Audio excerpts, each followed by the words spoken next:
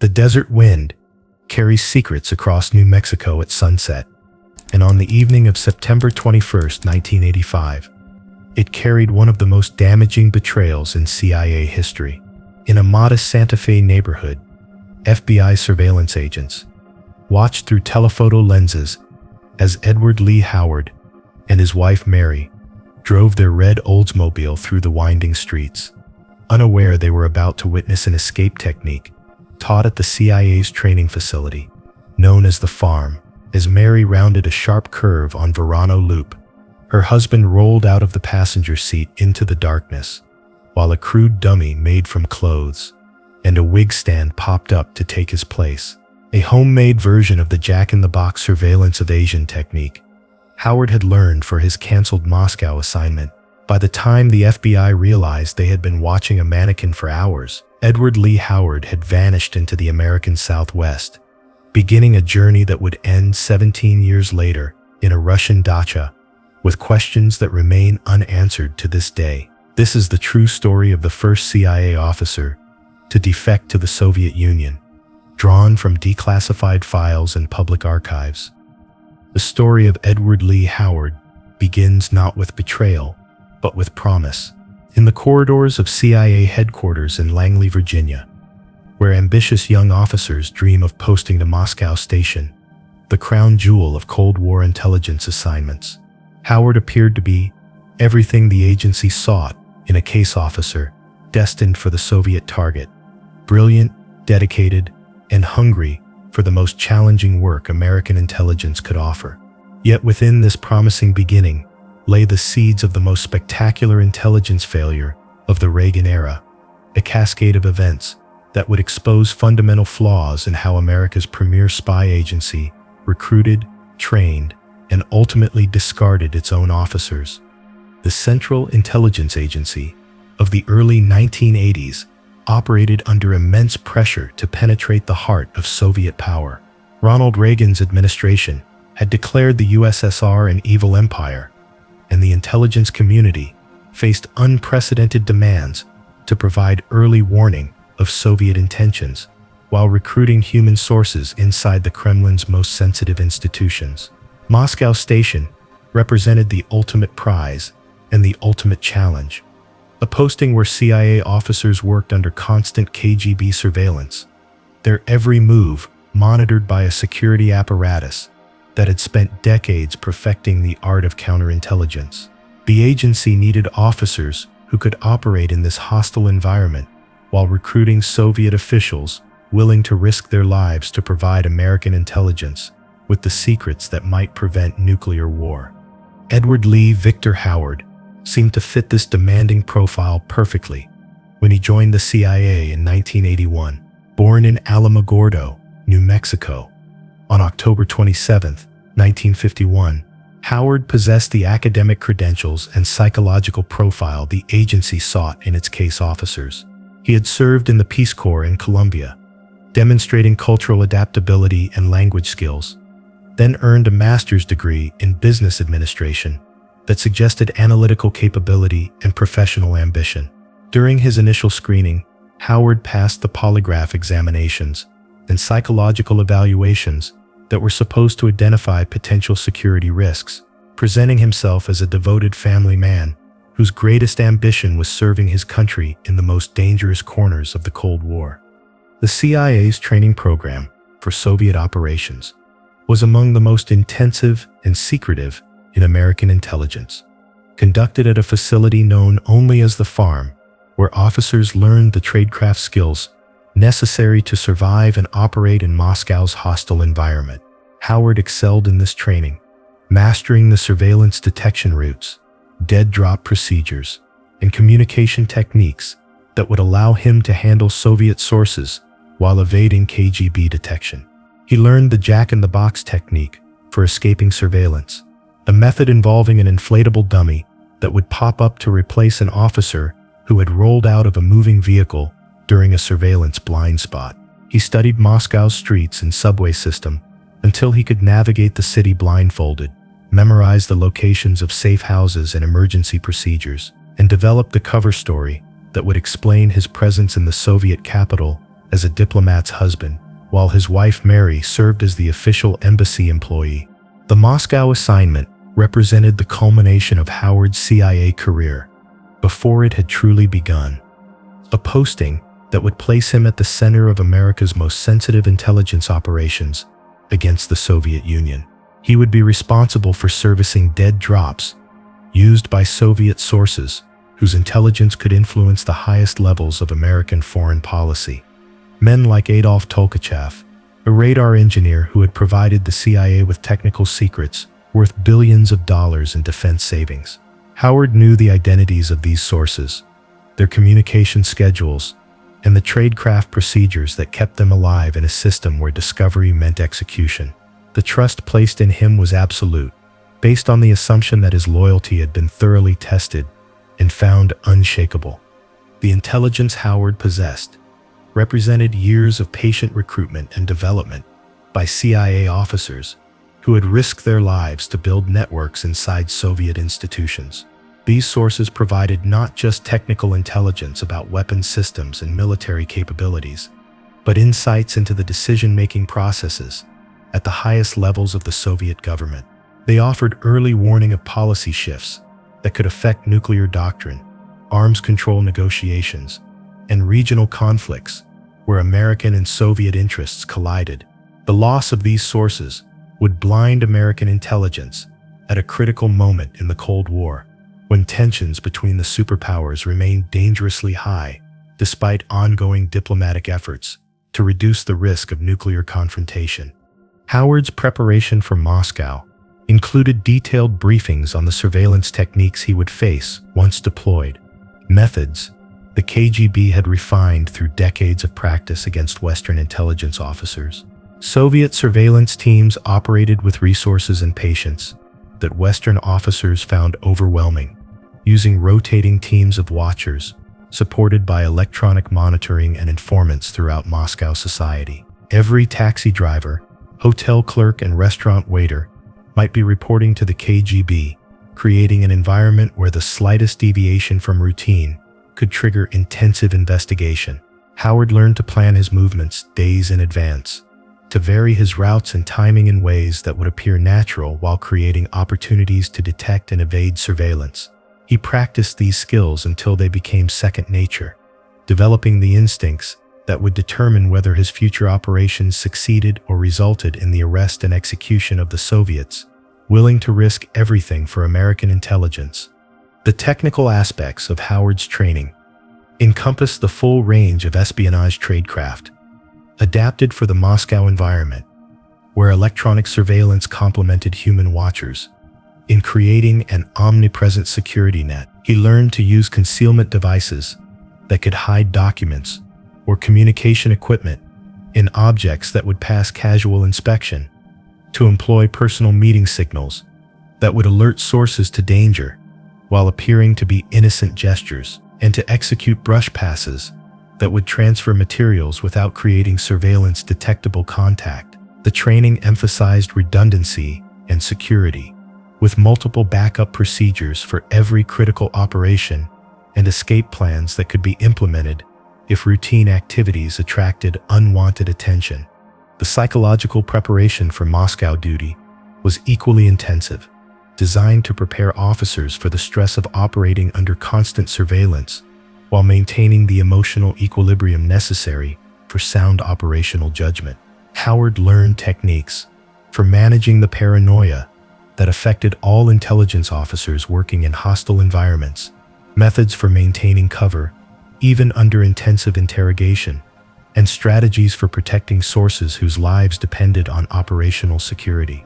The training emphasized the weight of responsibility each officer carried, the understanding that careless tradecraft or compromised communications could result in the death of men and women who had trusted American intelligence with their lives.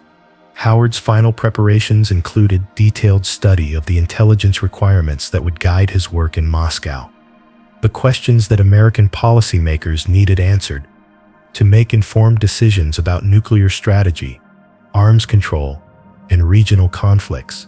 He learned to recognize intelligence of exceptional value, to assess the reliability of sources based on their access and demonstrated accuracy, and to balance the intelligence requirements of multiple agencies while maintaining the operational security that protected both sources and operations. The breadth of his knowledge encompassed not just Soviet military capabilities and foreign policy, but the internal dynamics of the Soviet system that might influence everything from succession politics to economic policy. The commitment ceremony that concluded Howard's training carried symbolic weight that reflected the gravity of his mission, an acknowledgement that he was joining an elite fraternity of officers willing to risk their lives in service of American intelligence. Few CIA officers received Moscow assignments, and fewer still were entrusted with the most sensitive operations against the Soviet target. Howard understood that his work could influence the course of the Cold War, that the intelligence he collected might provide early warning of Soviet intentions that could prevent nuclear confrontation or reveal weaknesses that American policymakers could exploit in negotiations. The responsibility was immense, matched only by the trust the agency had placed in his judgment, loyalty, and professional competence. The intelligence networks Howard would inherit in Moscow represented the accumulated work of decades, painstakingly constructed relationships that had survived multiple crises and produced some of the most valuable intelligence in CIA history. Sources like Adolf Tolkachev had provided technical intelligence that allowed American weapons designers to counter Soviet advances while saving billions of dollars in research and development costs. Other sources offered insights into Soviet policy debates that helped American negotiators understand Moscow's positions in arms control talks, while still others provided early warning of Soviet activities in regions where American interests were at stake. The protection of these networks required constant vigilance and flawless tradecraft, understanding that the KGB was equally committed to identifying and destroying Western intelligence operations. The Moscow environment that awaited Howard was unlike any other intelligence posting in the world, a city where the assumptions that governed espionage elsewhere simply did not apply. Western intelligence officers operated under diplomatic cover that provided limited protection from arrest, but no immunity from surveillance, living in compounds monitored by hidden cameras and microphones, while conducting their daily lives under the watchful eyes of KGB surveillance teams. Every aspect of their existence was scrutinized for signs of intelligence activity, from their shopping patterns to their social contacts, creating pressure that few officers could sustain without psychological strain.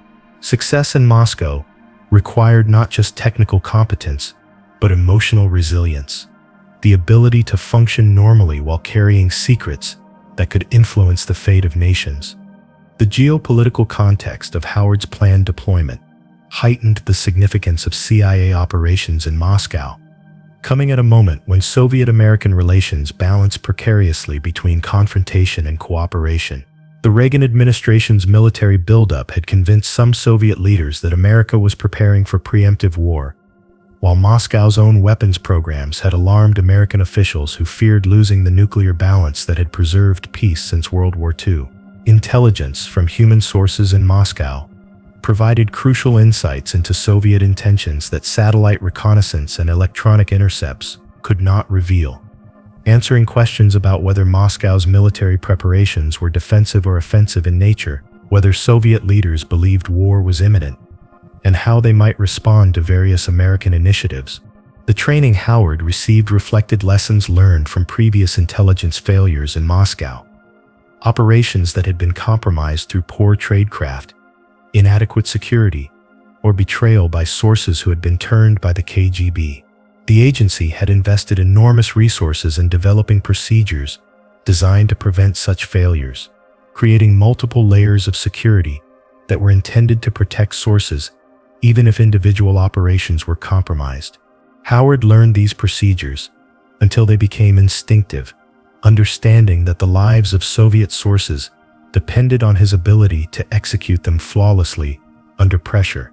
The trust placed in him represented not just confidence in his professional competence, but faith in his character, the belief that he would sacrifice his own life rather than betray the men and women who had risked everything to provide American intelligence with the secrets that might preserve peace.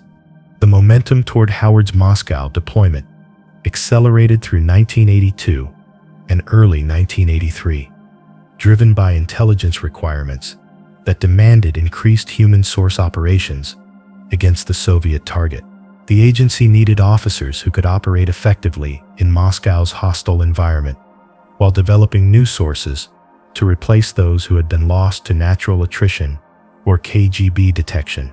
Howard's preparation included intensive study of potential recruitment targets, Soviet officials whose positions provided access to intelligence of interest to American policymakers, and whose personal circumstances might make them vulnerable to CIA recruitment approaches.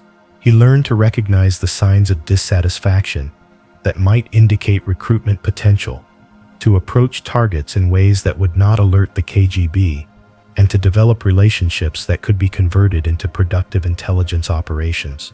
The complexity of Moscow operations required officers who could balance multiple priorities while maintaining operational security that protected both current sources and potential recruitments. Howard learned to compartmentalize his knowledge so that the compromise of one operation would not necessarily expose others, to communicate with headquarters through channels that would not reveal the extent of CIA activities in Moscow, and to coordinate with other intelligence services while protecting uniquely American sources and methods. The scope of his responsibilities encompassed not just intelligence collection, but counterintelligence assessment, the constant effort to determine whether CIA operations had been detected by the KGB, and what measures might be necessary to protect compromised sources. The personal cost of Moscow duty weighed heavily on officers and their families, who accepted isolation from normal diplomatic society and constant security restrictions in exchange for the opportunity to serve at the center of American intelligence operations against the primary target. Howard and his wife Mary understood that their lives in Moscow would be constrained by security requirements that governed everything from their social contacts to their travel patterns, that they would live under surveillance so intensive that privacy became a distant memory, and that the stress of their work could strain their marriage in ways that few couples could understand. Yet they also understood the significance of their mission, the knowledge that their work could contribute to preventing the nuclear war that remained the ultimate threat to human survival. The intelligence Howard would collect in Moscow was intended to serve multiple audiences within the American government, from policymakers who needed to understand Soviet intentions to military planners who required details about Warsaw Pact capabilities and operational plans. His reporting would be scrutinized for insights that could influence everything from nuclear doctrine to regional policy, analyzed by experts who would attempt to place his intelligence within the broader context of American knowledge about Soviet activities and intentions.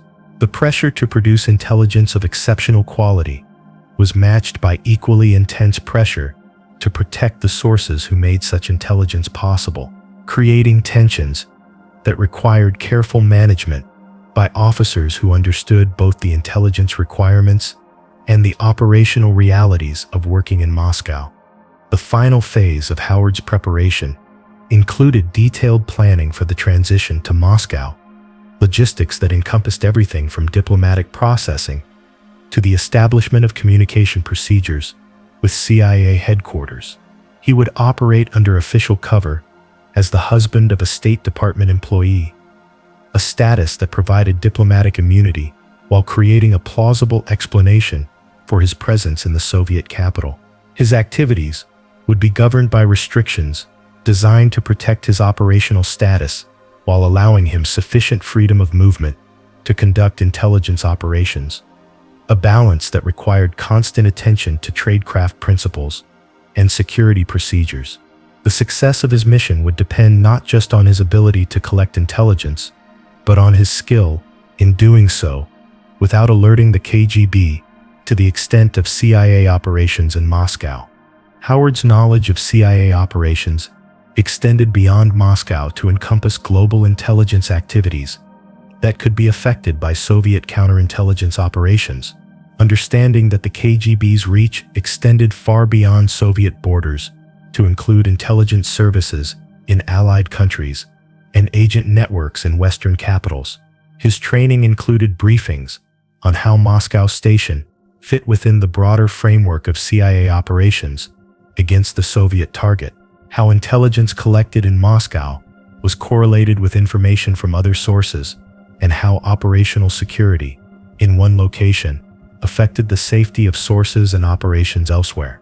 The interconnected nature of Cold War intelligence meant that a security breach in Moscow could compromise operations on multiple continents, creating pressure for absolute discretion and perfect tradecraft. The significance of Howard's impending assignment was reflected in the attention it received from the highest levels of CIA leadership. Officials who understood that Moscow operations were among the most important and dangerous activities conducted by American intelligence. His success could provide insights that might prevent nuclear war or reveal Soviet weaknesses that could be exploited in diplomatic negotiations, while his failure could result in the loss of sources whose intelligence had influenced American policy for years. The stakes could not have been higher, matched only by the confidence the agency had developed in Howard's ability to meet the challenges of operating in the world's most hostile intelligence environment. The technical training Howard received encompassed the full range of espionage equipment that had been adapted for use in the Moscow environment, devices that could function despite electronic countermeasures while remaining undetectable during routine security inspections. He learned to use concealment devices that could hide communication equipment or documents in objects that would appear normal to surveillance, to employ personal meeting signals that would convey operational information while appearing to be innocent gestures, and to execute dead drop procedures that would transfer materials without creating detectable contact between CIA officers and their sources.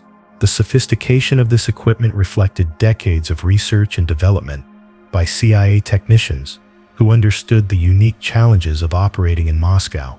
The Moscow environment that awaited Howard represented the ultimate test of American intelligence capabilities against the Soviet target, a city where the KGB had spent decades perfecting surveillance and counterintelligence techniques designed to detect and neutralize Western espionage operations. Soviet security services employed resources on a scale that Western intelligence officers found overwhelming, using human surveillance teams, supported by electronic monitoring and a network of informants that extended throughout Moscow society. Every aspect of diplomatic life was monitored for signs of intelligence activity, creating an environment where successful operations required perfect tradecraft and absolute commitment to operational security. The preparation phase of Howard's Moscow assignment concluded with final briefings that emphasized the historical significance of his mission and the trust the American intelligence community had placed in his judgment and loyalty. He carried with him the knowledge of sources whose intelligence could influence the highest levels of American foreign policy, operational procedures that represented decades of hard-won experience, and techniques that could mean the difference between mission success and catastrophic failure. The weight of this responsibility was matched by the understanding that his work could contribute to preserving peace between the superpowers, that the intelligence he collected might provide the insights necessary to prevent the nuclear confrontation that remained the ultimate threat to human civilization. Yet, as Howard completed his final preparations for deployment to Moscow, events were already in motion that would transform him from a trusted CIA officer into the agency's most damaging defector, a man whose betrayal would expose fundamental flaws in American intelligence security and cost the lives of Soviet sources who had risked everything to serve American interests. The story of how this transformation occurred reveals not just individual failure, but institutional weaknesses that had developed within CIA culture Problems that would have consequences extending far beyond a single case of espionage. The first crack in Edward Howard's carefully constructed facade appeared not in Moscow, but in the sterile examination rooms of CIA headquarters, where polygraph operators administered the routine security screening that was supposed to identify potential risks before they could access the agency's most sensitive secrets. The polygraph examination, scheduled for early 1983, was intended as a final clearance procedure before Howard's departure from Moscow, a standard requirement designed to ensure that officers assigned to the most sensitive positions had not developed personal problems or engaged in activities that might compromise their loyalty or effectiveness. What the examination revealed instead was a pattern of behavior that called into question everything the agency thought it knew about Edward Lee Howard. The polygraph session began routinely enough, with standard questions about foreign contacts, financial difficulties, and personal conduct that might create security vulnerabilities. Howard answered these preliminary questions without apparent difficulty, maintaining the calm demeanor that had characterized his interactions with CIA personnel throughout his career. But as the examination progressed to more specific questions about drug use, petty theft, and other conduct that might indicate character flaws or blackmail vulnerability, Howard's physiological responses began to suggest deception. The polygraph operator pressed harder, asking detailed questions about specific incidents and timeframes, gradually building a picture of behavior that was completely at odds with Howard's carefully maintained image. Under sustained questioning, Howard began to make admissions that stunned his CIA handlers and called into question the entire vetting process that had brought him to the brink of one of the agency's most sensitive assignments. He acknowledged using marijuana and cocaine, not experimentally or occasionally, as might be expected from someone of his generation, but regularly and recently enough to suggest ongoing substance abuse problems. He admitted to petty theft from employers, shoplifting, and other minor crimes that individually might seem insignificant, but collectively painted a picture of someone whose judgment and reliability were fundamentally compromised. Most damaging of all, he revealed financial pressures and personal problems that he had concealed during his initial screening, issues that could make him vulnerable to foreign intelligence recruitment. The admissions Howard made during his polygraph examination were not just embarrassing personal revelations, but potential security vulnerabilities that could be exploited by hostile intelligence services. His drug use created opportunities for blackmail by anyone with evidence of his illegal activities, while his history of theft suggested a willingness to violate trust for personal gain that could extend to handling classified information. His financial problems indicated pressure that foreign intelligence services had historically exploited to recruit sources within Western intelligence agencies, offering money in exchange for secrets that could compromise operations and endanger lives. Each admission made Howard less suitable for assignment to Moscow and more dangerous as a potential security risk.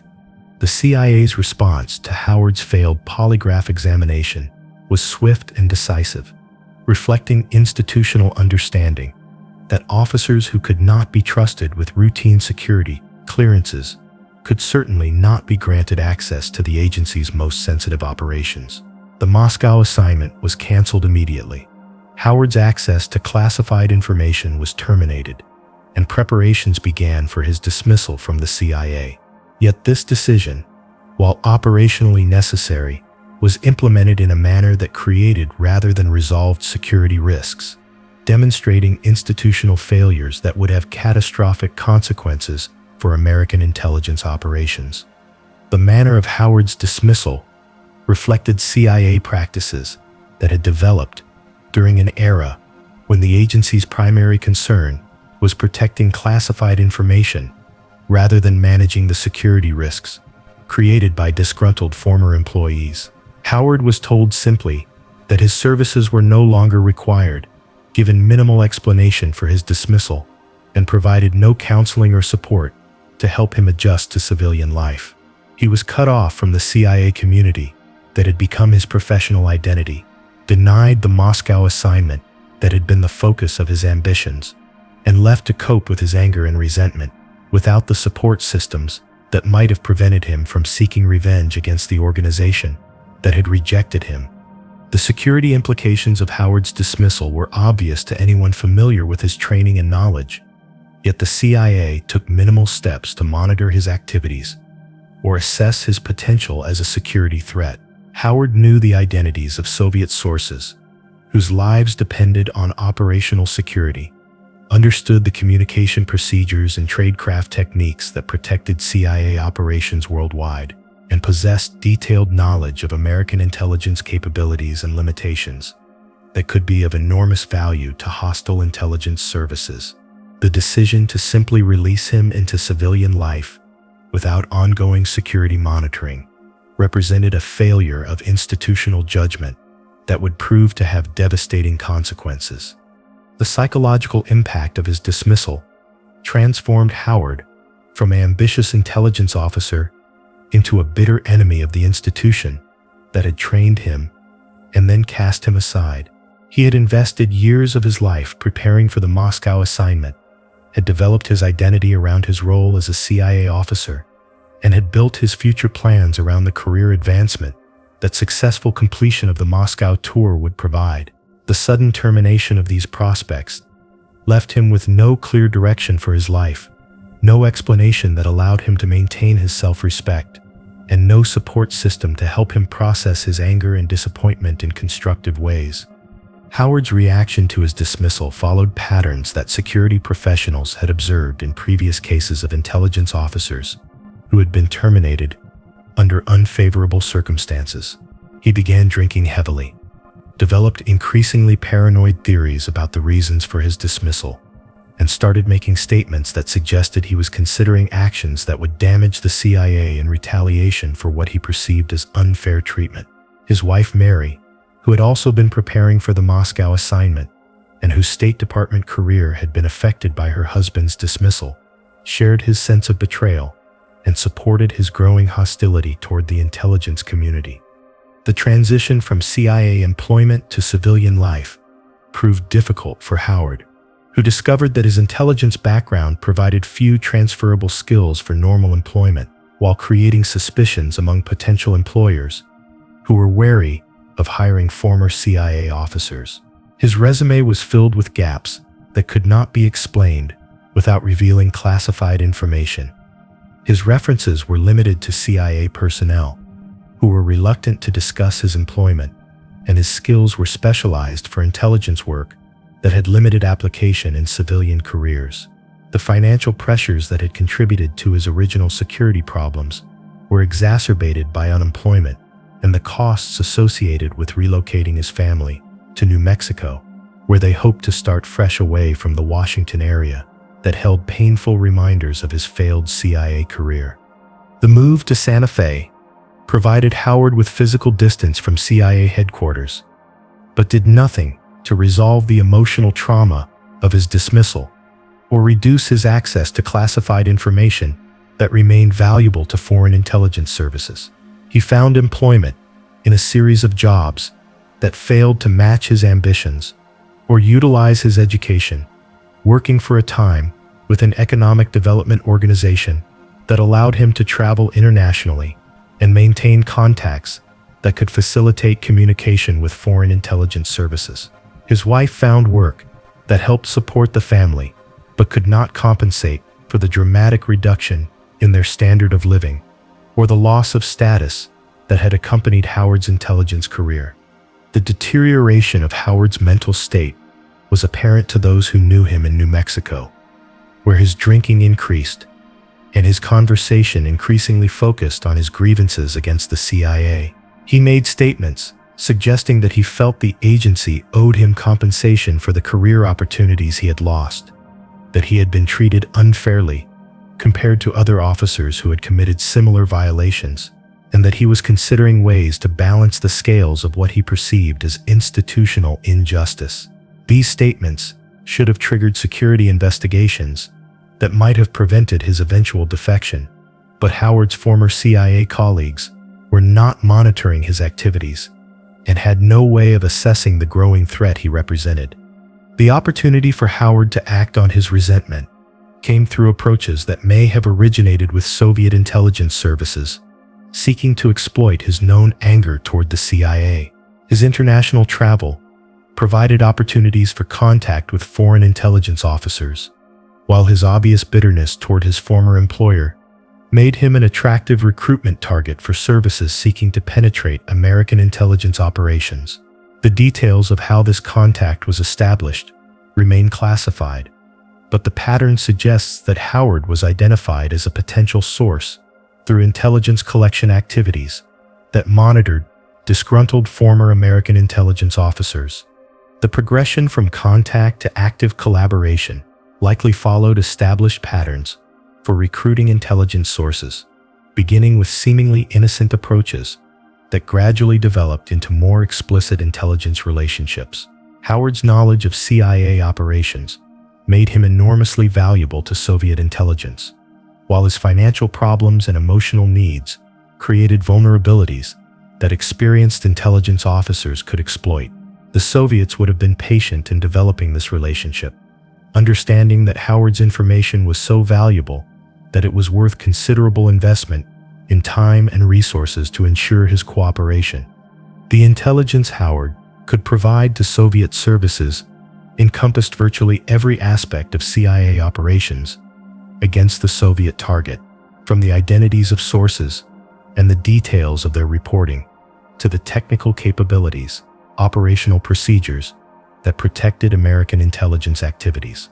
His knowledge extended beyond Moscow Station to include global CIA operations that could be affected by Soviet counterintelligence activities, making him potentially the most damaging source the KGB had ever recruited within American intelligence. The decision to begin passing this information to Soviet services represented not just personal betrayal, but treason that would cost lives and damage American security interests for years to come. The mechanics of Howard's intelligence relationship with Soviet services likely involved meetings in third countries, where he could transfer information without attracting attention from American counterintelligence services. His business travel provided cover for such meetings, while his understanding of surveillance detection and counter-surveillance techniques allowed him to avoid detection by security services that might have been monitoring his activities. The Soviets would have been extremely careful to protect this source, understanding that his exposure would not only end his usefulness, but potentially reveal Soviet intelligence operations that had benefited from his information. The intelligence Howard provided to Soviet services had immediate operational impact, as the KGB began taking actions to protect sources that Howard had identified and to neutralize CIA operations that he had compromised. Soviet sources who had been providing intelligence to the CIA found themselves under increased surveillance or were quietly reassigned to positions where they could no longer access sensitive information. Communication procedures that Howard had learned during his CIA training were changed by Soviet services to prevent their exploitation by American intelligence, while counter-surveillance techniques were modified to account for American capabilities that Howard had revealed. The most tragic consequence of Howard's betrayal was the exposure of Soviet sources who had risked their lives to provide intelligence to American services. Men like Adolf Tolkachev, whose fate was sealed by Howard's revelations about CIA operations in Moscow. These sources had no way of knowing that their identities had been compromised by a disgruntled CIA officer, no opportunity to escape before the KGB closed in, and no protection from the Soviet security services that had been alerted to their treasonous activities. Their arrests, trials, and executions would follow inevitably from Howard's decision to sell their lives for money and revenge. The pattern of Soviet actions that resulted from Howard's intelligence suggested to CIA analysts that American operations had been compromised, but the source of the compromise remained unclear for months, as investigators struggled to understand how the KGB had acquired such detailed knowledge of CIA activities. The damage was obvious in the loss of sources and the failure of operations that had previously been successful, But identifying the cause required patient analysis of who had access to the compromised information and how it might have reached Soviet services.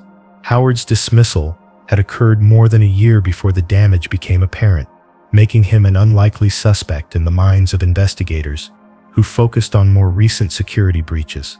The investigation into the compromise of CIA operations was complicated by the multiple potential sources of the leaked information, from technical penetration of CIA communications to human sources within the American intelligence community. Howard's knowledge was so extensive that his betrayal affected operations across multiple geographic areas and functional specialties, making it difficult for investigators to identify patterns that might point toward a specific source.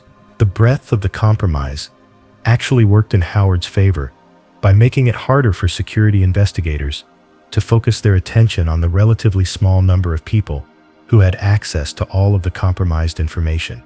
Howard's activities during this period reflected the dual pressures of maintaining his intelligence relationship with Soviet services while avoiding detection by American counterintelligence investigators, who were gradually closing in on the source of the security breaches.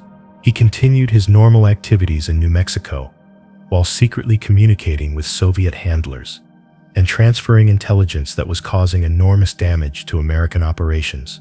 The stress of leading this double life was apparent to those who knew him, though they attributed his behavioral changes to the ongoing effects of his dismissal from the CIA, rather than to the pressure of conducting espionage against his former employer. The breakthrough in the investigation came not from patient analysis of the compromised operations, but from an unexpected source that would expose Howard's treachery and force him to make the final choice between capture and flight. The revelation would come from Moscow itself, from a Soviet intelligence officer whose own betrayal would set in motion the events that led to Howard's dramatic escape and ultimately to his exile in the country he had served at the cost of American lives and security. The convergence of these parallel betrayals would demonstrate the interconnected nature of Cold War espionage and the personal costs of the intelligence wars that shaped the latter decades of the 20th century. The transformation of Edward Howard from trusted CIA officer to active Soviet agent had been proceeding in secret for months when events in Moscow began to unfold that would ultimately expose his treachery and force him to choose between capture and flight. The catalyst for these events was the decision of Vitaly Yurchenko, a senior KGB officer responsible for operations against American targets, to defect to the United States in what appeared to be one of the most significant intelligence coups of the Cold War. Yurchenko's defection would provide American intelligence with unprecedented insights into Soviet operations, while simultaneously revealing the extent of Howard's betrayal, setting in motion a chain of events that would culminate in one of the most spectacular escapes in espionage history. Vitaly Yurchenko walked into the American embassy in Rome on August 1, 1985, and announced his desire to defect to the United States, a decision that stunned his CIA handlers and sent shockwaves through both the American and Soviet intelligence communities. As deputy chief of the KGB's first chief directorate, which was responsible for foreign intelligence operations, Yurchenko possessed knowledge of Soviet intelligence activities worldwide and could potentially identify Soviet agents operating within Western intelligence services. His defection represented a counterintelligence windfall for the CIA, offering the possibility of rolling up Soviet networks that had been operating undetected for years while gaining insights into KGB methods and capabilities that could revolutionize American understanding of Soviet intelligence activities. The debriefing of Yurchenko began immediately upon his arrival in the United States, conducted by experienced CIA officers who understood the significance of the intelligence he could provide. The defector's revelations encompassed Soviet operations against multiple Western targets, from penetration of NATO defense planning to recruitment of sources within European governments. He provided details about KGB training methods, operational procedures, and technical capabilities that filled gaps in American knowledge while confirming or correcting assessments that had been based on incomplete information. Each debriefing session revealed new aspects of Soviet intelligence activities and identified previously unknown threats to American security interests. Among Yurchenko's most significant revelations were the identities of two Americans who had been providing intelligence to Soviet services, disclosures that would have profound implications for American counterintelligence operations. The first was Ronald Pelton, a former National Security Agency employee who had sold signals intelligence secrets to the KGB in exchange for money to resolve his financial problems. The second, far more damaging to CIA operations, was a former CIA officer whom Yurchenko identified only by the codename Mr. Robert, a man who had provided the KGB with detailed information about American intelligence operations against the Soviet target. The description Yurchenko provided of Mr. Robert matched Edward Howard so precisely that CIA investigators quickly focused their attention on the former CIA officer who had been dismissed 2 years earlier after failing his polygraph examination. Yurchenko's account described a CIA officer who had been trained for assignment to Moscow but had been fired before deployment, who had subsequently made contact with Soviet intelligence services and provided information about CIA operations that had resulted in the compromise of multiple sources.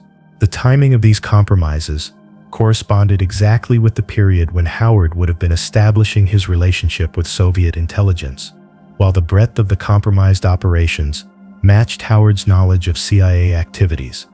The realization that Howard had been providing intelligence to Soviet services for possibly years sent shockwaves through CIA headquarters and triggered immediate damage assessment efforts to determine the full extent of his betrayal. Investigators reviewed every operation Howard had been briefed on during his CIA career, every document he had accessed, and every piece of classified information he had been exposed to during his training for the Moscow assignment. The scope of the potential damage was staggering, encompassing not just CIA operations, but intelligence activities of allied services that had shared information with the United States, on the assumption that American security procedures would protect their sources and methods.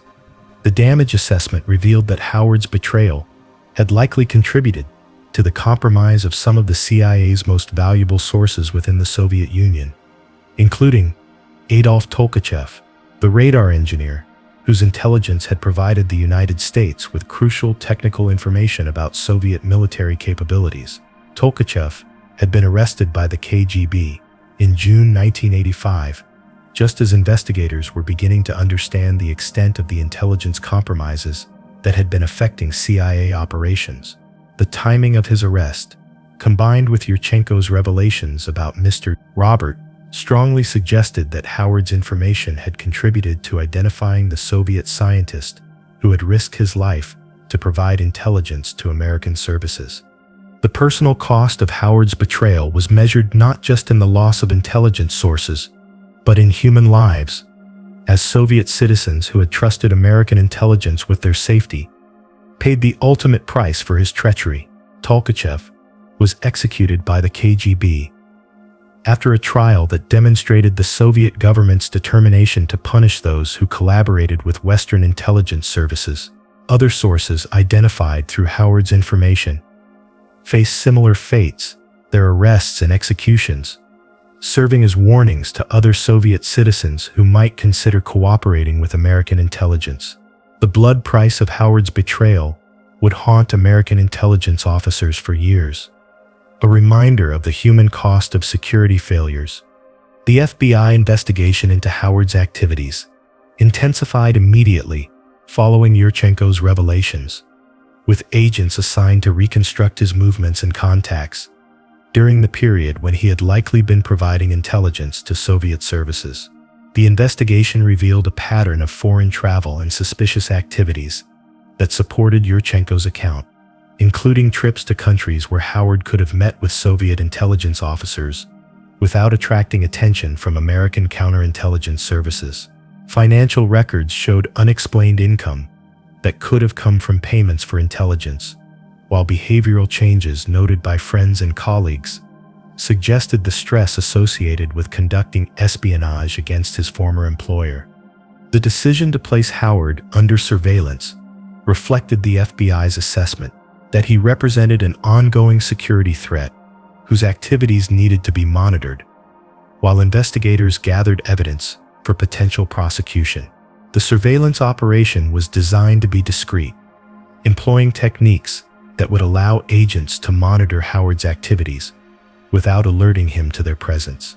The FBI team assigned to the case included experienced counterintelligence agents who understood the challenges of surveilling a subject with intelligence training, someone who would be alert to signs of surveillance and capable of employing countermethods to evade detection. Howard's training in surveillance detection and evasion techniques, ironically provided by the CIA to prepare him for operations in Moscow, now worked against American law enforcement efforts to monitor his activities.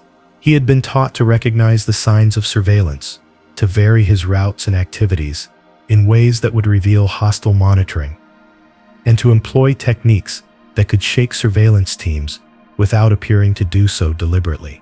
The skills that would have protected him from KGB surveillance in Moscow now served to frustrate FBI efforts to gather evidence of his espionage activities, while preventing him from making contact with Soviet intelligence services. The psychological pressure on Howard intensified as he became aware that his activities were under scrutiny. Though the extent of the FBI investigation remained unclear to him, friends and colleagues reported that he seemed increasingly paranoid and drinking more heavily, exhibiting behavior consistent with someone under severe stress. His wife Mary also showed signs of strain, particularly after FBI agents began making inquiries about the family's activities and finances. The couple's behavior suggested growing awareness that their secret was in danger of exposure, creating pressure that would ultimately force them to make desperate choices. The FBI's surveillance of Howard was complicated by his location in New Mexico, far from the resources and expertise available to counterintelligence operations based in major metropolitan areas. The surveillance teams had to operate in a small community where their presence could be easily detected, using techniques adapted for rural environments where sustained covert observation was extremely difficult. Howard's familiarity with the area and his intelligence training gave him significant advantages over surveillance teams that were operating in unfamiliar territory while trying to maintain the discretion necessary for effective counterintelligence operations. The turning point in the investigation came when FBI agents decided to approach Howard directly, calculating that a confrontational interview might produce admissions or provoke actions that would provide evidence of his espionage activities. The decision reflected standard FBI practices for dealing with suspected intelligence agents, based on the assumption that direct pressure would either result in cooperation or force the subject to make mistakes that would strengthen the case against him.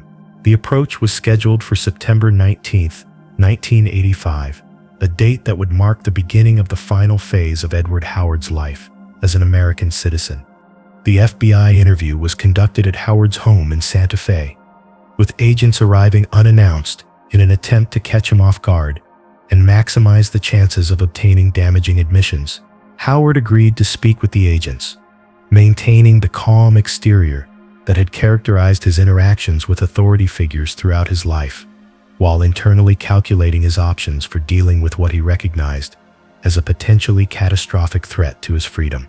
The questions focused on his foreign travel, his contacts with foreign nationals, and his activities since leaving the CIA, probing for admissions that would support espionage charges.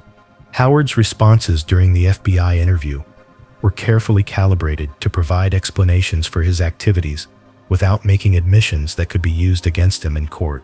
He acknowledged foreign travel, but characterized it as tourism or business related to his legitimate employment, denied any contact with foreign intelligence services, and maintained that his dismissal from the CIA had been the result of personality conflicts rather than security violations. His performance during the interview demonstrated the training he had received in resisting interrogation, employing techniques designed to protect classified information that now served to protect his own criminal activities.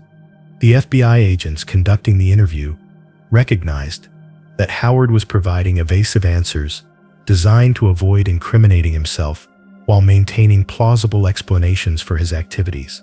Their experience with intelligence cases suggested that Howard was unlikely to confess voluntarily, making it necessary to gather additional evidence through surveillance and investigation of his associates.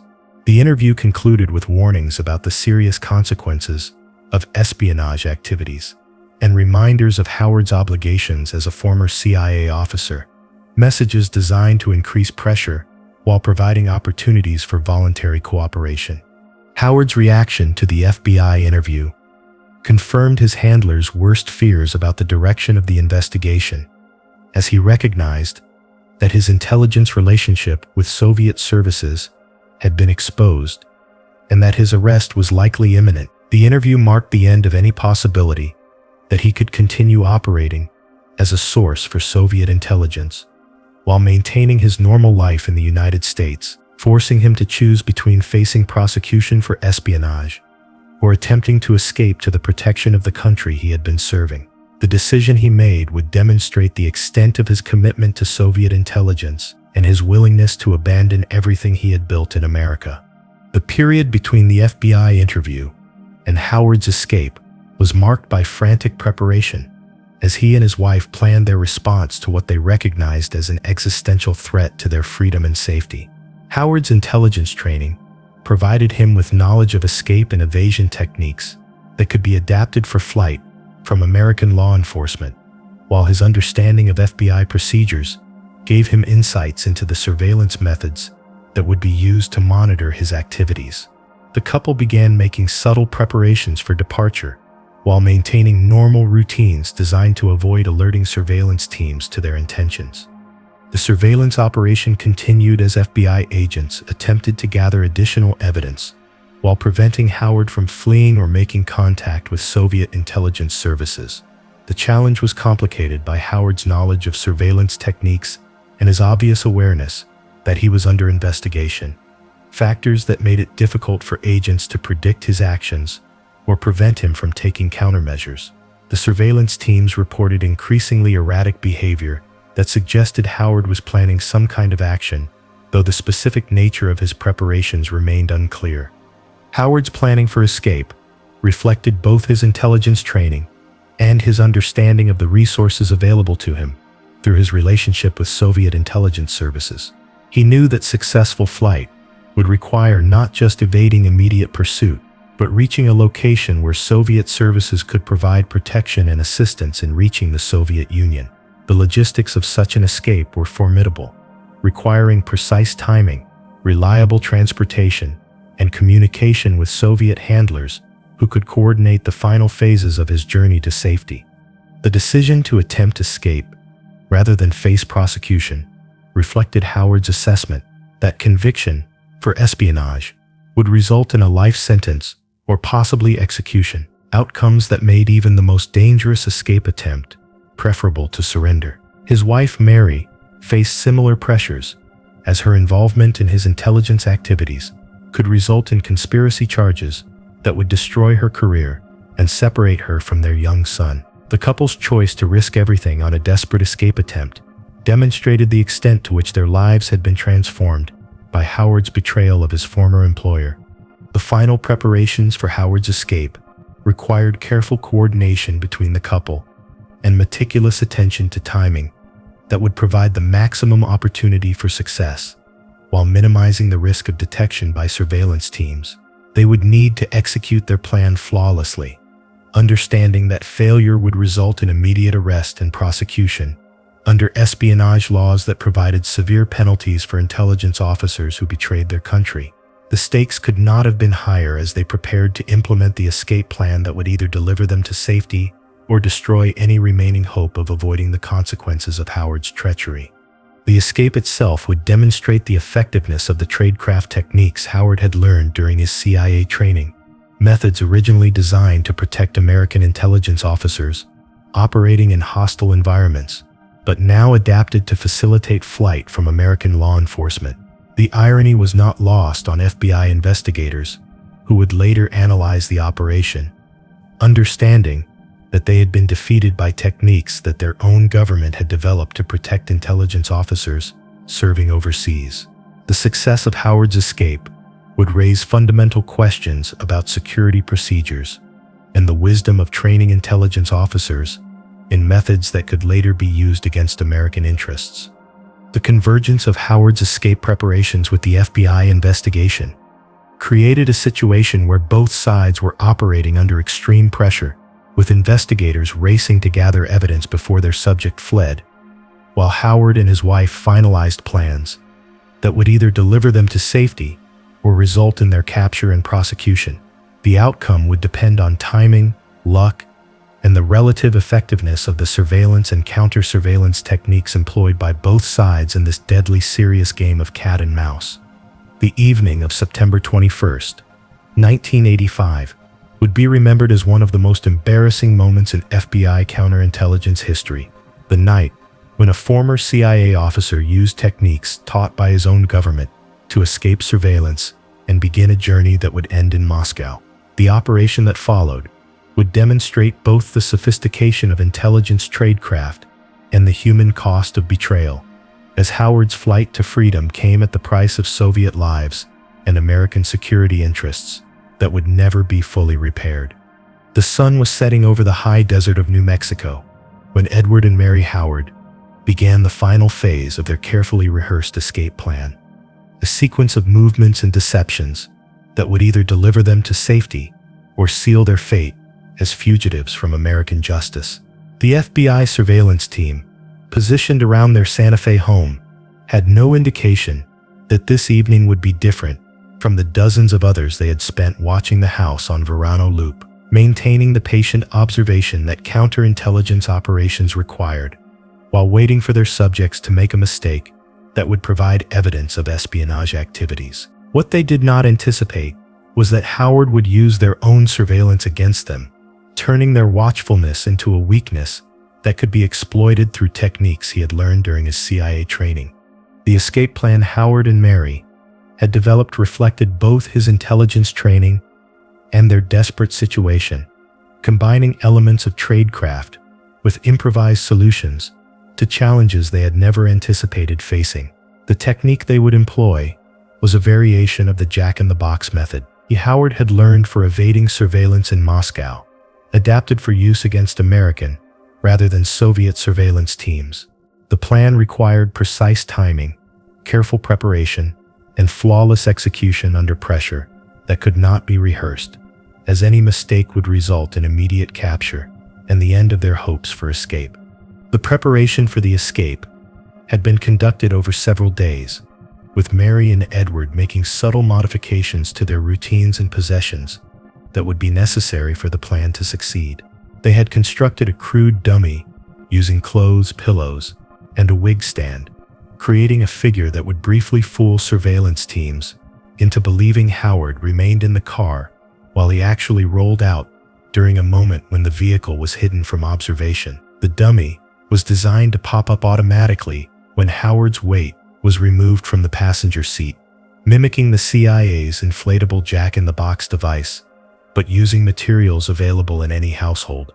The timing of the escape attempt was dictated by surveillance patterns that Howard and Mary had observed during the previous weeks, identifying moments when FBI vehicles would be temporarily blocked from view by terrain or buildings.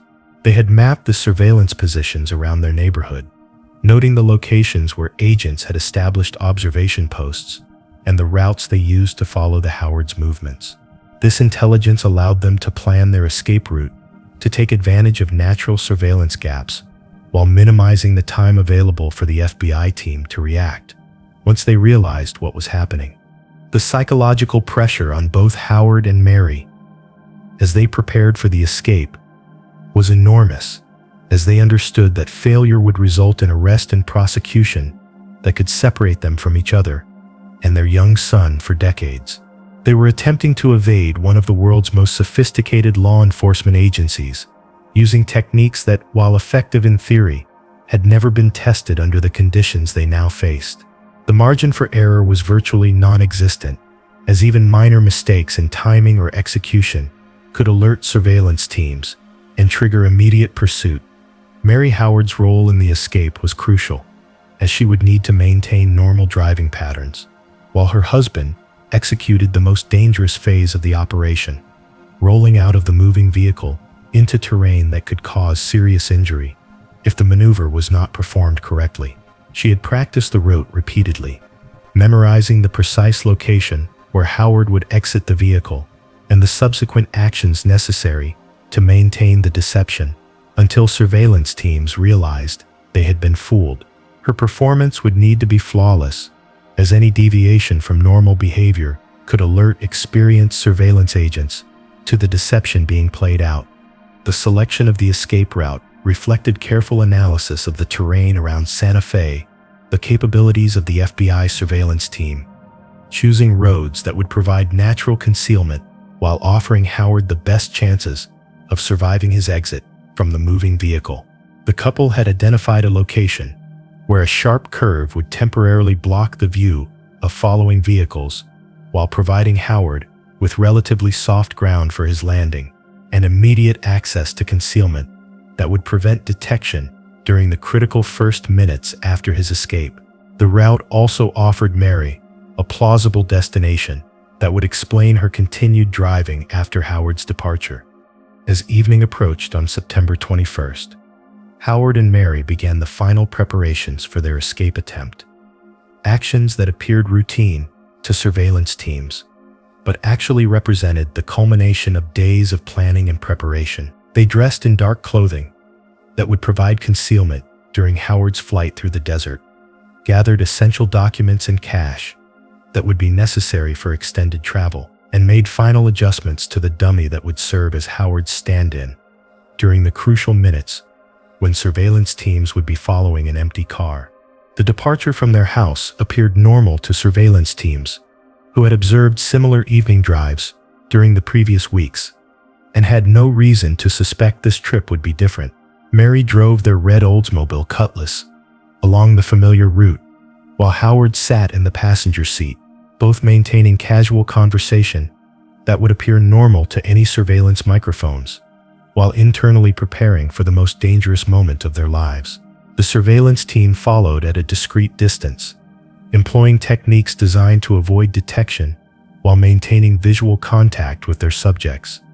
The critical moment approached as Mary navigated the sharp curves of Verano Loop, terrain that would provide the concealment necessary for Howard's escape, while creating the surveillance gap that would give him precious minutes to disappear into the New Mexico desert. Howard braced himself in the passenger seat, calculating the timing that would allow him to roll out of the moving vehicle at precisely the moment when surveillance vehicles would be blocked from view. The success of the entire operation depended on executing this maneuver flawlessly, as any deviation from the plan would result in immediate detection and capture.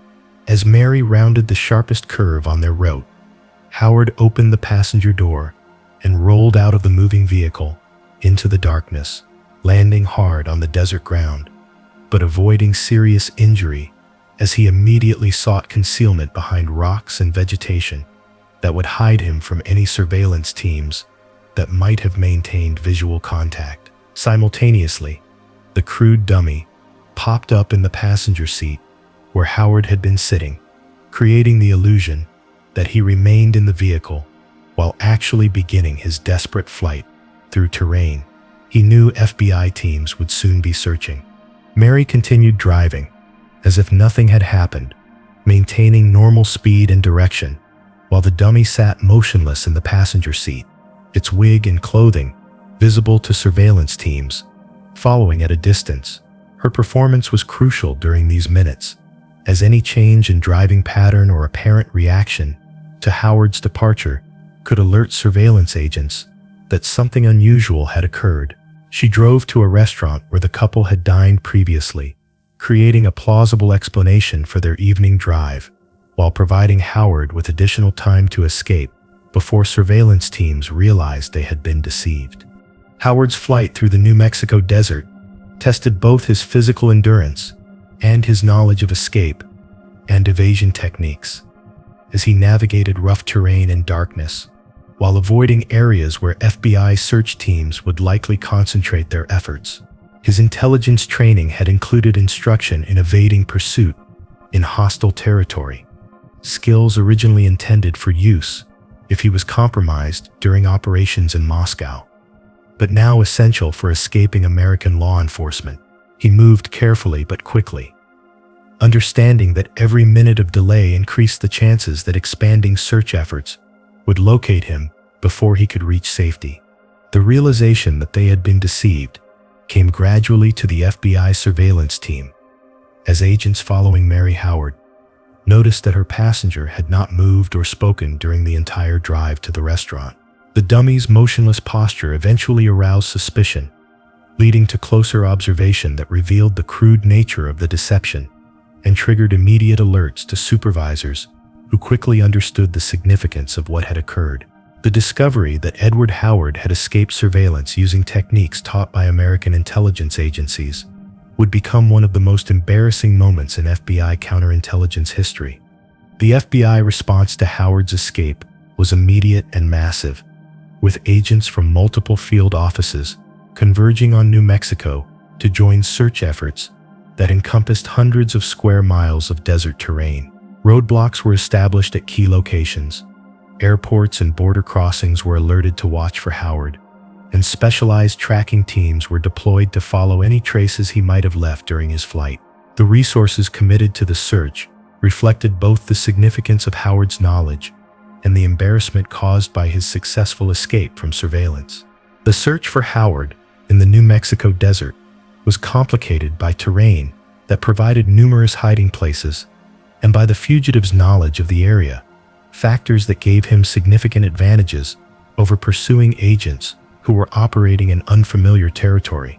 Howard had lived in the region for 2 years and was familiar with back roads, abandoned buildings, and natural features that could provide concealment or facilitate movement toward locations where he might find assistance. His intelligence training had prepared him for precisely this type of situation, teaching him to think like a hunted animal while maintaining the operational discipline necessary for successful evasion. The coordination of Howard's escape with Soviet intelligence services remained a subject of speculation among FBI investigators, who could not determine whether his flight had been spontaneous or represented the execution of a predetermined plan developed with KGB assistance. The timing and sophistication of the escape suggested possible foreign intelligence involvement, while Howard's knowledge of escape routes and safe houses implied preparation that went beyond what he could have accomplished independently. The possibility that Soviet services had been monitoring FBI surveillance and had provided Howard with intelligence about when to implement his escape plan raised disturbing questions about the security of American counterintelligence operations. Mary Howard's continued cooperation with the deception after her husband's escape demonstrated the extent of her involvement in his intelligence activities and her commitment to facilitating his flight to safety. She maintained the pretense that Howard was still with her for nearly an hour after his departure, driving to the restaurant and remaining there long enough to provide him with additional time to escape before surveillance teams realized what had occurred. Her actions constituted active participation in the escape of a suspected spy, making her subject to prosecution for conspiracy and obstruction of justice. The discovery of Howard's escape triggered immediate damage assessment efforts, as CIA and FBI officials attempted to determine what classified information he might have taken with him and what additional secrets he could reveal to Soviet intelligence services. Once he reached Moscow, the assessment revealed that Howard's knowledge encompassed virtually every aspect of CIA operations against the Soviet target, from current sources and methods to future operational plans that would now need to be abandoned or modified. The scope of the potential damage was staggering, representing one of the most serious intelligence compromises in American history. The international implications of Howard's escape extended beyond the immediate damage to CIA operations, as Allied intelligence services that had shared information with the United States on the assumption that American security procedures would protect their sources and methods, now faced the possibility that their most sensitive secrets had been compromised. The escape would strain intelligence relationships that had been built over decades, as foreign services questioned whether they could continue to share information with American agencies whose security procedures had proven inadequate to prevent such a catastrophic breach. The media attention generated by Howard's escape created additional problems for American intelligence agencies, as news coverage revealed details about CIA training methods and operational procedures that had previously been classified. The publicity surrounding the case provided foreign intelligence services with insights into American capabilities and limitations, while making it more difficult for the CIA to recruit and operate sources who might fear that their identities could be compromised by future defectors. The damage extended far beyond the immediate intelligence losses to encompass broader problems with public confidence in American intelligence agencies. The search for Howard continued for days as FBI teams combed the New Mexico desert for any trace of the fugitive, employing aircraft, tracking dogs, and specialized equipment designed to locate individuals hiding in wilderness areas.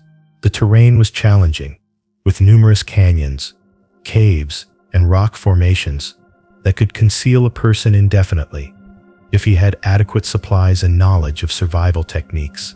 Howard's intelligence training had included instruction in wilderness survival, giving him capabilities that would allow him to remain hidden for extended periods if necessary.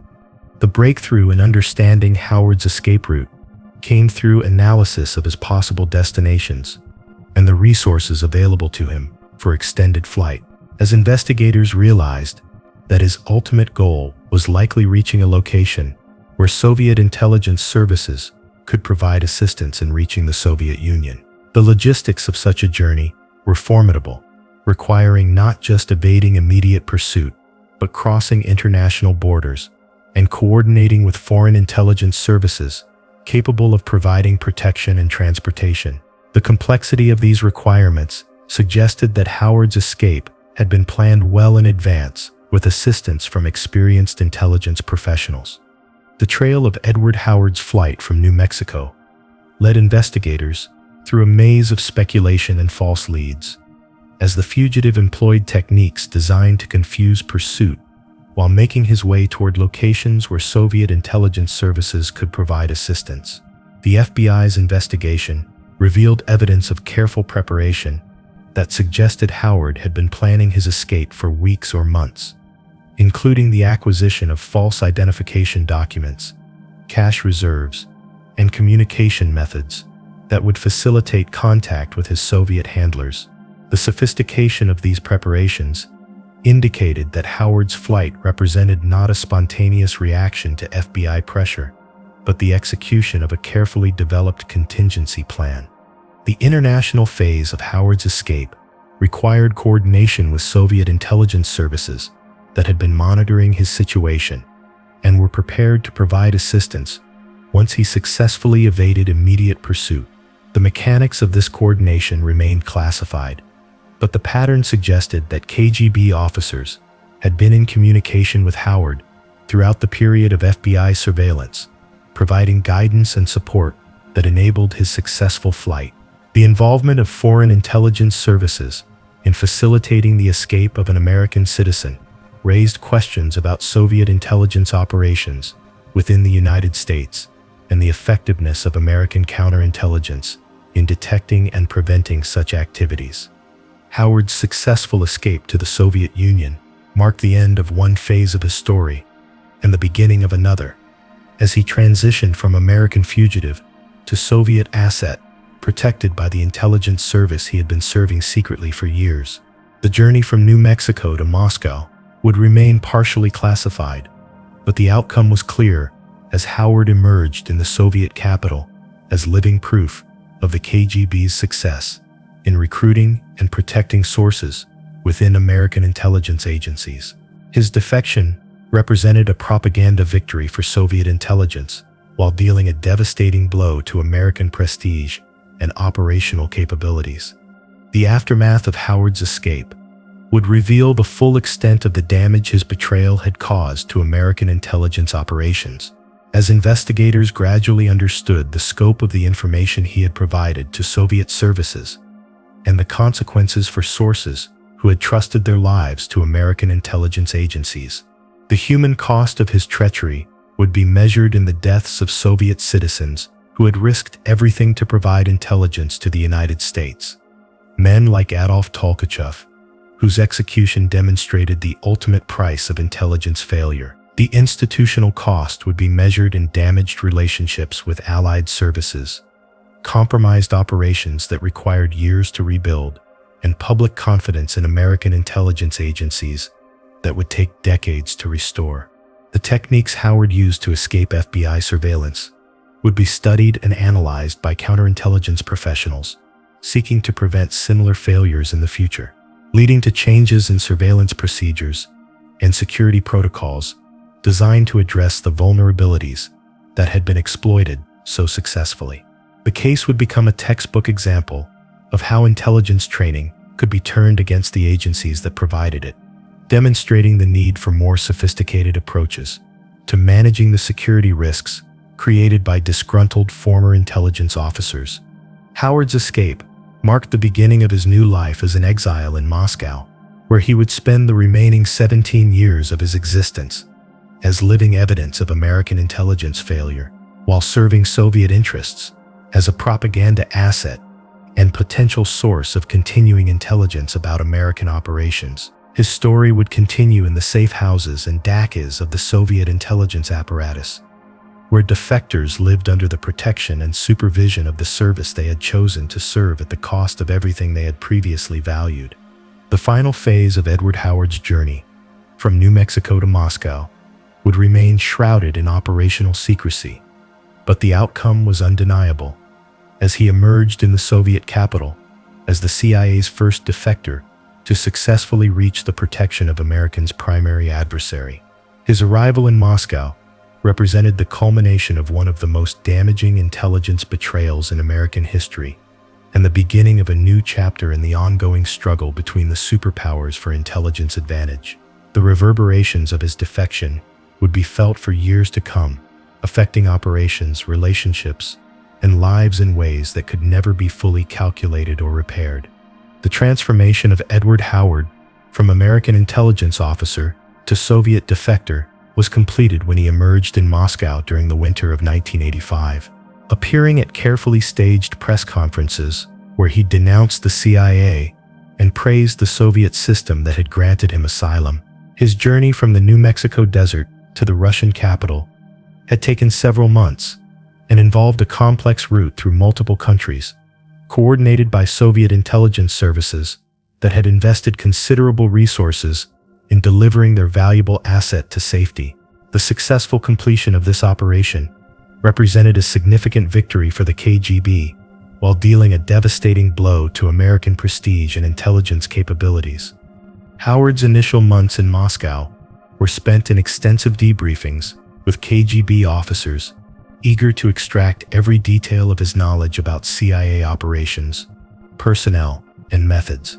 These sessions provided Soviet intelligence with unprecedented insights into American intelligence activities, while allowing Howard's handlers to assess the full value of the asset they had acquired at such considerable risk and expense.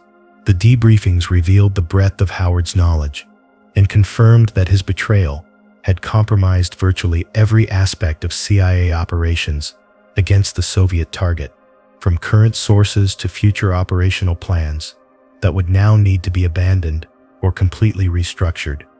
The intelligence Howard provided during these debriefings had immediate operational impact, as the KGB moved to protect sources he had identified and to exploit weaknesses in American intelligence operations that his information revealed. Soviet agents who had been operating under American surveillance were warned or relocated, while new operations were initiated to take advantage of gaps in American coverage that Howard had identified. The cascade of changes triggered by Howard's revelations demonstrated the interconnected nature of intelligence operations and the devastating impact that a single well-placed source could have on an adversary's capabilities. The propaganda value of Howard's defection was exploited extensively by Soviet intelligence services and state media, who presented him as proof of American intelligence corruption and evidence of the moral superiority of the Soviet system. Howard appeared willingly in these propaganda efforts, denouncing his former employer while praising the country that had granted him sanctuary. His statements were crafted to maximize damage to American prestige, while reinforcing Soviet narratives about Western intelligence agencies and their methods. The propaganda campaign represented an additional dimension of the damage Howard's defection caused to American interests. The psychological adjustment to life in Moscow proved challenging for Howard, who discovered that exile, even comfortable exile, carried costs that he had not fully anticipated when making his decision to betray his country. He was separated from his extended family, his cultural roots, and the social networks that had shaped his identity, forced to build a new life in a society that remained fundamentally foreign, despite the protection it offered. The isolation was compounded by security restrictions that limited his movements and contacts, as Soviet intelligence services were careful to protect their valuable asset from potential American retaliation. Howard's relationship with his Soviet handlers evolved over time from the intense focus of initial debriefings to the routine management of a long-term asset, whose value would diminish as American operations adapted to his revelations, and new intelligence replaced what he had compromised. The KGB provided him with comfortable living arrangements, employment that utilized his language skills and international experience, and the social contacts necessary for psychological well-being. Yet he remained under constant supervision, a valuable but potentially dangerous asset whose activities required careful monitoring and control.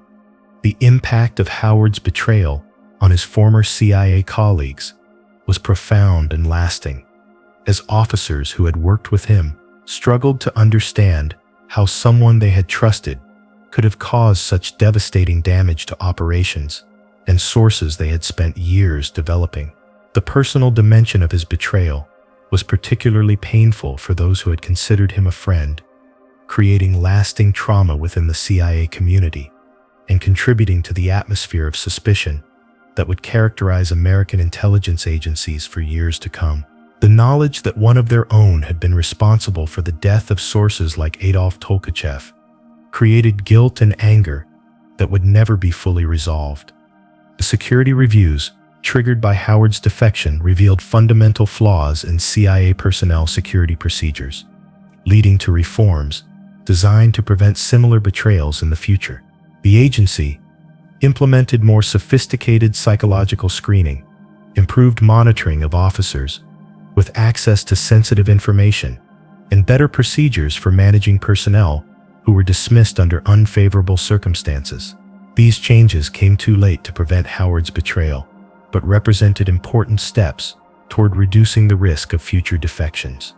The intelligence relationships between the United States and its allies were severely strained by Howard's defection, as foreign services questioned whether they could continue sharing sensitive information with American agencies whose security procedures had proven inadequate to prevent such catastrophic breaches.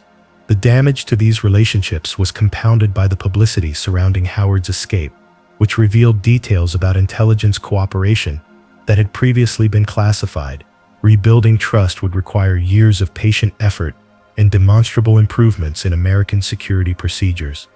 The operational impact of Howard's betrayal continued to reverberate through CIA operations for years, as the agency worked to rebuild networks that had been compromised and to develop new sources to replace those that had been lost. The process was slow and dangerous, requiring officers to operate in environments where the KGB had been alerted to American methods and capabilities. Many operations that had taken years to develop were abandoned, while others required complete restructuring based on the assumption that their security had been compromised. Howard's life in Moscow settled into routines that reflected his status as a protected but supervised asset of Soviet intelligence services. He was provided with employment that utilized his skills while ensuring that his activities served Soviet interests. typically involving work related to international affairs or language instruction. His living arrangements were comfortable by Soviet standards, but modest compared to what he had known in America, reflecting both the practical limitations of the Soviet economy and the need to avoid creating resentment among Soviet citizens who might question the privileges granted to foreign defectors.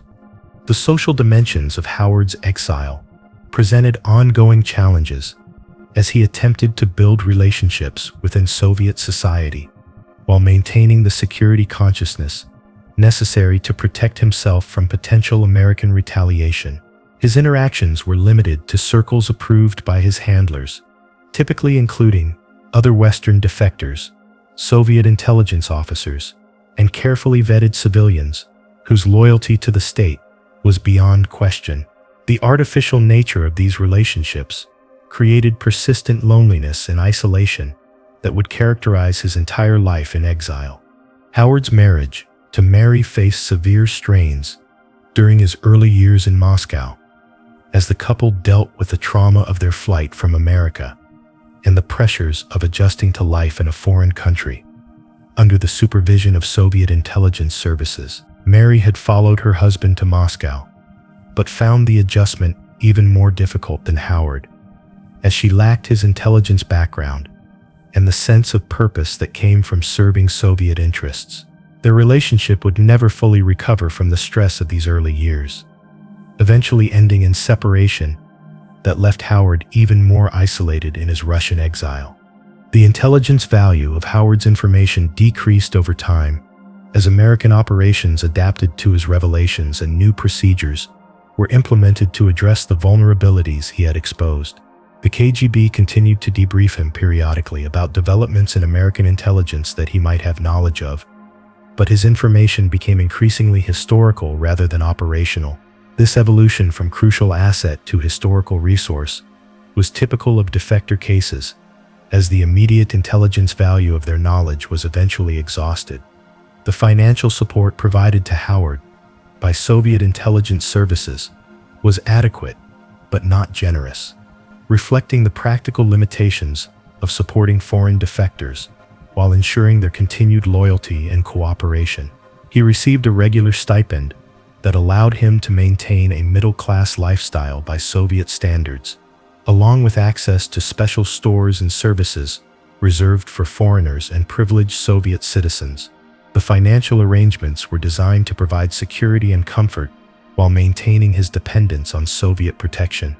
Howard's public appearances became less frequent as the propaganda value of his defection diminished and Soviet interests shifted to other priorities. He continued to participate in selected media interviews and public events when his presence served Soviet purposes, but these appearances became increasingly rare as the Cold War evolved and new intelligence priorities emerged. His role as a propaganda asset was gradually replaced by his function as a historical example of American intelligence failure. The personal costs of Howard's betrayal became increasingly apparent as years passed, and he remained separated from family members and friends who had been part of his American life. Letters and occasional phone calls provided limited contact with his past, but these communications were monitored by Soviet intelligence services and constrained by security considerations that prevented meaningful relationships from being maintained. The isolation was particularly painful during holidays and family events that emphasized his separation from the life he had abandoned. Howard's health began to deteriorate during his later years in Moscow, affected by the stress of exile, heavy drinking that had begun during his CIA dismissal, and limited access to medical care that met Western standards. Soviet medical facilities were adequate for routine care, but lacked the sophisticated equipment and procedures available in American hospitals. His declining health became a source of concern for Soviet handlers, who were responsible for his welfare, but had limited resources for addressing serious medical problems. The geopolitical changes that transformed the Soviet Union during the late 1980s and early 1990s created new uncertainties for Howard's situation as the country that had granted him asylum underwent revolutionary changes that called into question all previous arrangements. The collapse of the Soviet system that had protected him for years raised questions about his future security and status in a Russia that might have different priorities and policies regarding foreign defectors. Howard's attempts to negotiate a return to the United States during the 1990s reflected his growing disillusionment with life in exile and his hope that changing political circumstances might create opportunities for reconciliation with his homeland. These efforts, conducted through intermediaries and informal channels, were unsuccessful, as American officials remained unwilling to negotiate with someone whose betrayal had cost American lives and caused such extensive damage to intelligence operations. The rejection of his overtures left Howard with no alternative but to continue his exile in Russia. The publication of Howard's memoirs in 1995 represented his attempt to present his version of events while generating income that would provide greater financial independence from Russian intelligence services.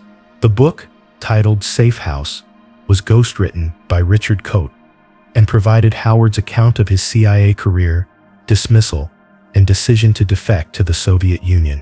While the memoir contained his perspective on these events, it was carefully crafted to avoid revealing information that might damage his relationship with Russian services or compromise ongoing operations.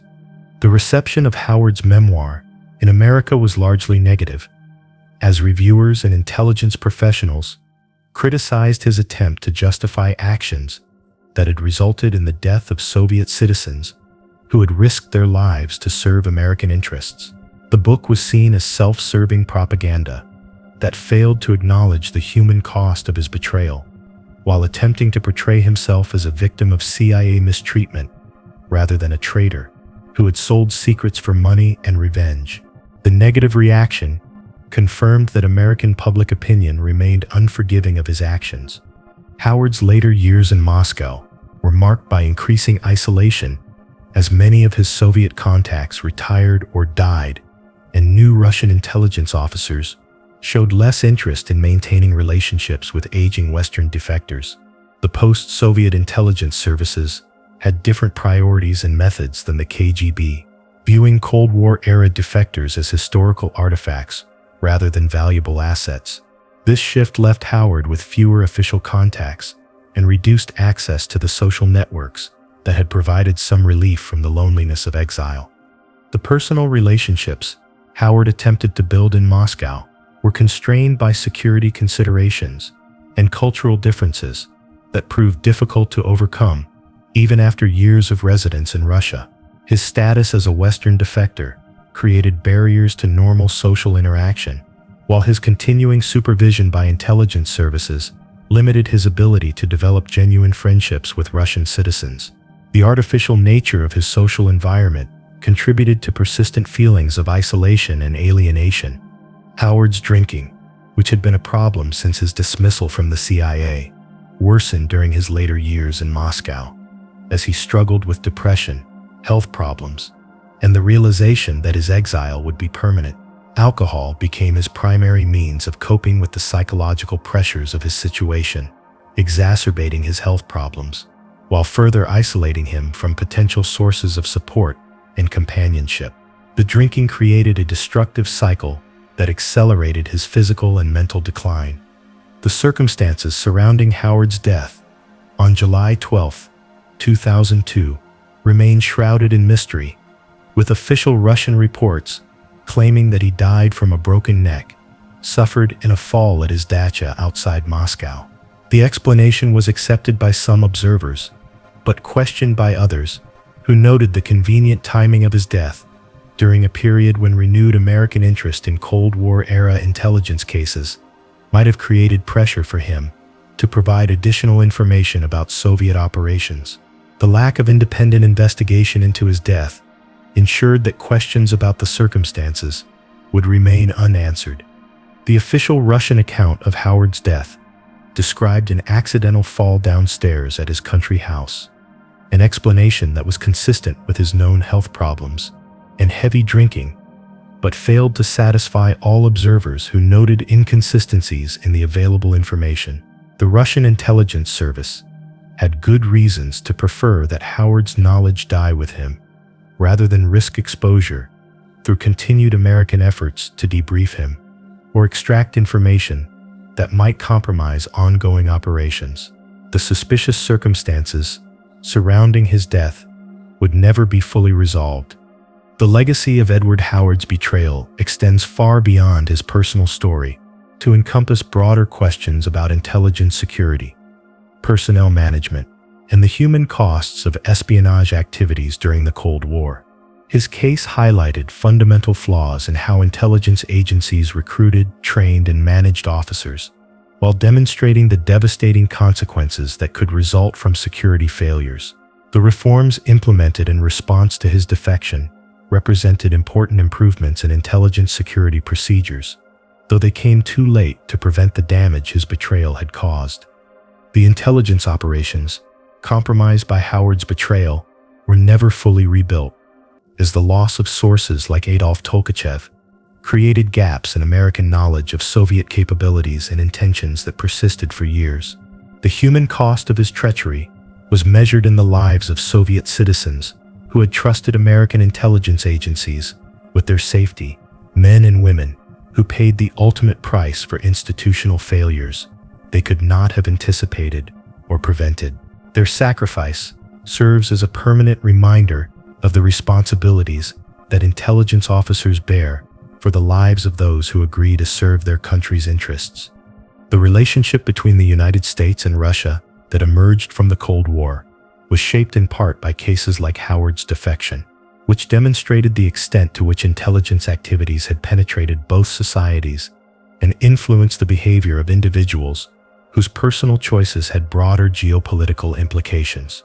The intelligence wars of the Cold War era created lasting damage to trust between the superpowers while establishing precedents for espionage activities that would continue to influence international relations long after the formal end of the conflict. Howard's story serves as a cautionary tale about the psychological pressures faced by intelligence officers and the institutional responsibilities of agencies that recruit individuals for work that can destroy their lives if personal or professional relationships deteriorate. The failure to provide adequate support for officers facing personal crises or career disappointments created vulnerabilities that hostile intelligence services could exploit, with consequences that extended far beyond individual cases to affect national security interests. The continuing classification of many documents related to Howard's case reflects ongoing concerns about protecting intelligence sources and methods, while acknowledging that full disclosure of his betrayal's impact would reveal capabilities and relationships that remain sensitive decades after his defection. The balance between historical transparency and operational security continues to influence decisions about what information can be released to researchers and the public seeking to understand the full dimensions of Cold War intelligence activities.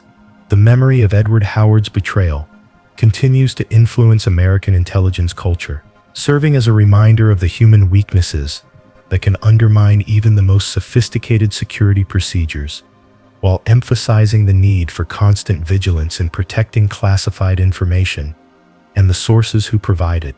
His case is studied in intelligence training programs as an example of how personal problems can create security vulnerabilities, while demonstrating the devastating consequences that can result from institutional failures to identify and address such risks before they compromise operations.